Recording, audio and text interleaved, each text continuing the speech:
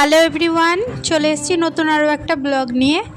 ঘরটাকে যতই গুছাই সকালবেলায় উঠে ঠিক এরকমটাই দেখতে পাই। যাই হোক, তাড়াহুড়ো করে ঘরটাকে গুছালাম। আর এই যে ডিম এনেছিল, ডিমগুলোকে ভালো করে রেখে দিলাম ফ্রিজে। আর আজকে শনিবার, প্রথমে ভেবেছিলাম একটুখানি আলুর দম আর খিচুড়ি বানাই। তারপরে মনে হলো একটুখানি যখন চাল আছে একটুখানি আলু বিরিয়ানি বানাতে পারা যায়। তো আলুগুলোকে ভালো করে আমি কষিয়ে নিয়েছি। আর শনিবার যথাযথ ভাবলাম ডিম বিরিয়ানি তো বানানো যাবে না, তাই আলু বিরিয়ানিই বানালাম। যা যা রান্না করি অবশ্যই আপনাদের সঙ্গে শেয়ার করি। ভিডিওগুলো একটুও ভালো লেগে থাকলে একটা করে লাইক করবেন। আজকে আলু বিরিয়ানি অনেক দিন ধরেই ভাবছিলাম যে বানাবো, তো ঘরে যেহেতু যা যা আছে তাই দিয়ে বানানোর চেষ্টা করলাম।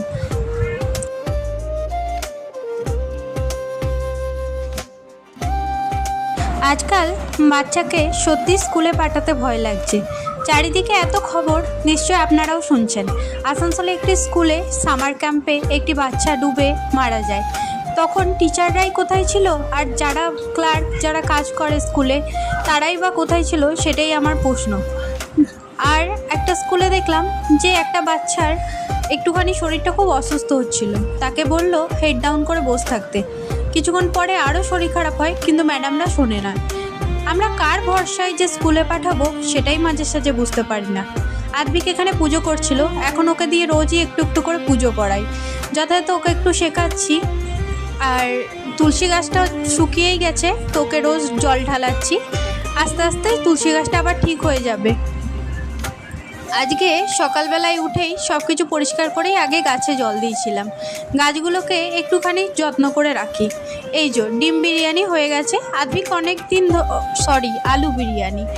আদবিক অনেকক্ষণ ধরে বলছে যে খিদে পেয়েছে, তো ওকে আগে খেতে দেবো, আর ওই টেস্ট করে বলবে যে কীরকম হয়েছে।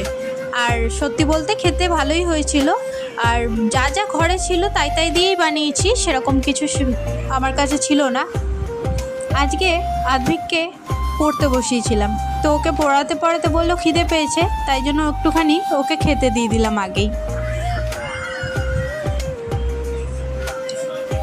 এই যে আদবিককে ফার্স্টে খাইয়ে দিচ্ছি, তারপরে আমিও খেয়ে নেব। আজকাল সমাজে এত কিছু হয়ে বেড়াচ্ছে, সত্যি বলতে নিউজ চ্যানেলটা খুলতেই এখন ভয় লাগে। আর স্কুলের ঘটনাগুলো তো একদম সত্যিই ভয় লাগছে। এবার সামার ক্যাম্পের পর সত্যিই যখন স্কুলটা খুলবে, তখন একটুখানি ম্যামকে বলে আসতে হবে যে একটুখানি দেখে রাখতে। সত্যি বলতে এই ঘটনাগুলোর পর অনেকটাই ভয় ধরে যাচ্ছে মনে। আদবিককে বিকালবেলা একটুখানি দুধ দিলাম। আর আজকে যথাযথ